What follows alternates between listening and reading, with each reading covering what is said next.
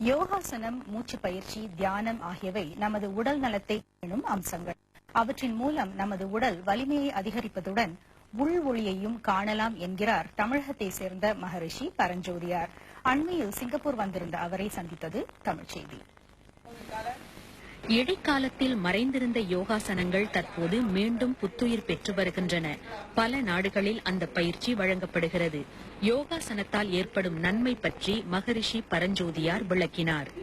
அந்த ஆசனங்களினால் உடல் ஆரோக்கியமாக இருப்பதற்குரிய வழிவகைகளை அது செய்கிறது.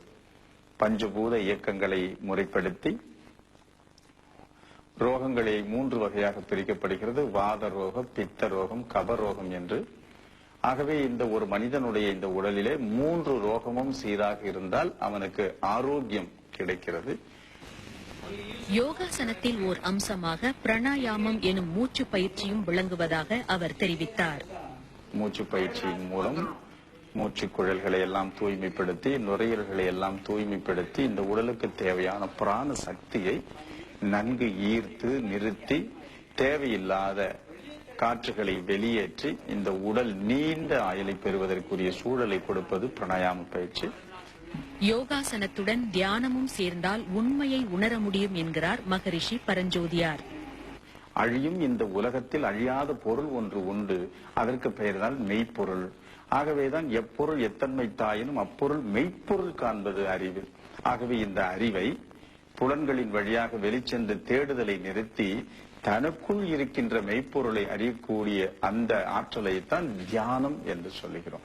ஆக தியானம் வெளியிலிருந்து செய்வதல்ல, உள்ளே இருக்கின்ற உண்மையை உணர்வது தியானம். மனிதன் பிறரை நம்புவதை விட தன்னை நம்பினால் மேம்பட முடியும் என்றும் அவர் கூறுகிறார். ஆக அந்த சக்தி எங்க இருக்கிறது? அங்கு இங்கு எனாதபடி எங்கும் இருக்கிறது. அது ஒவ்வொரு உயிருக்குள்ளும் இருக்கிறது. அதனால் தான் உன்னை நம்பு, அது உனக்குள்ளும் இருக்கிறது.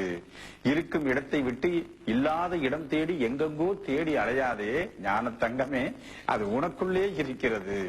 ஆகவே கடந்து உள்ளே பார், கடவுளை பார் என்று சொன்னார்கள். தனக்குள் இருக்கும் உள்ளொளியை கண்டுகொண்டால் அதுதான் மற்றவர்க்குள்ளும் இருக்கிறது என்பதை அறிந்து கொண்டால் உலகில் எந்த பிரச்சனைக்கும் இடம் இருக்காது என்பது அவரது கருத்து. இன்று உண்மையிலேயே இவ்வளவு பக்தர்கள், உண்மையான பக்தர்கள் இருந்திருந்தால் இன்று உலகத்திலே போர் என்ற சொல்லுக்கு இடமே இல்லை. இயற்கை பாதுகாப்பு குறித்தும் தமிழ் மொழி பற்றியும் மகரிஷி பரஞ்சோதியார் தெரிவித்த கருத்துகள் நாளைய தமிழ்ச் செய்தியில் இடம்பெறும். தமிழராக பிறந்த ஒவ்வொருவரும் தமது தாய்மொழியான தமிழை மறந்துவிடக் கூடாது என்று கூறுகிறார் தமிழகத்தைச் சேர்ந்த மகரிஷி பரஞ்சோதியார். யோகாசனத்தை பற்றியும் தியானம் குறித்தும் அவர் தெரிவித்த கருத்துக்கள் நேற்று தமிழ்ச் செய்தியில் இடம்பெற்றன. தமிழ் மொழி பற்றியும் இயற்கை பாதுகாப்பு குறித்து இன்று தமது கருத்துக்களை அவர் பகிர்ந்து கொள்கிறார்.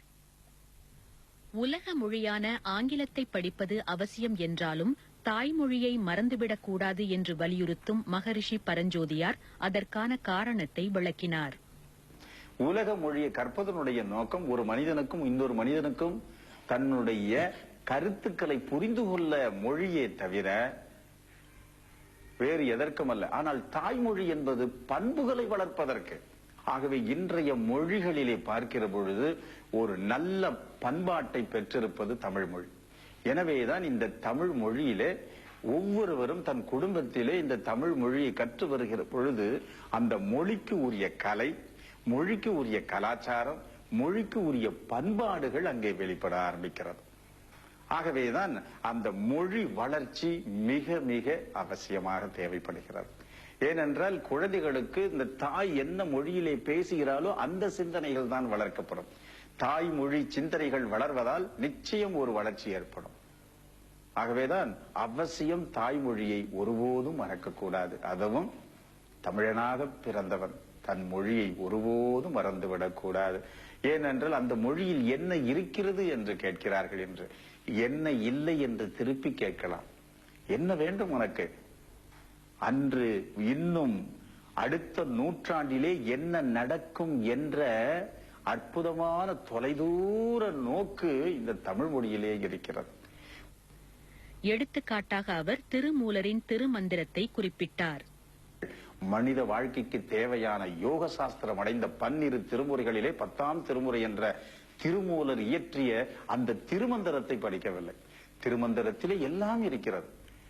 கருவிற்கு முன்பு எப்படி இருக்க வேண்டும், கரு உருவாகிற பொழுது எப்படி இருக்க வேண்டும், கரு வளர்ச்சியில் எப்படி இருக்க வேண்டும், ஒரு குழந்தை ஏன் ஊனமாக பிறக்கிறான், ஏன் குருடாக பிறக்கிறான், எல்லா பிறப்புகளும் எப்படி பிறக்கிறது என்ற பிறப்பின் ரகசியமும் இருக்கிறது, இறப்பின் ரகசியமும் இருக்கிறது, பிரபஞ்சத்தினுடைய தோற்றம் இருக்கிறது, பிரபஞ்சத்தினுடைய பிரளயம் அதிலே இருக்கிறது.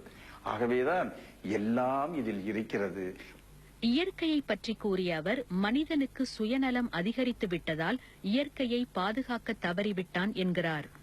அன்று இயற்கையை நினைத்து வழிபாடுகளை செய்தார்கள். வழிபாடு என்றால் என்ன? இயற்கையை பாதுகாப்பதுதான் இயற்கை வழிபாடு. அதனால்தான் மூத்தோரை வழிபாடு என்றால் என்ன? மூத்தோரை பாதுகாப்பது. அதே போல இயற்கை வழிபாடு என்றால் என்ன? இயற்கையை பாதுகாப்பது. ஆக அன்று இயற்கையை பாதுகாத்தோம், இயற்கை நம்மை பாதுகாத்தது. இன்று இயற்கையை பாதுகாக்கவில்லை. இயற்கை நமது வாழ்க்கைக்கு மிகவும் தேவை. மொழி நமது உணர்வுகளுக்கு மிகவும் அவசியம். அவை இரண்டையும் நாம் பாதுகாக்காவிட்டால் நட்டமடைவது நாம்தான்.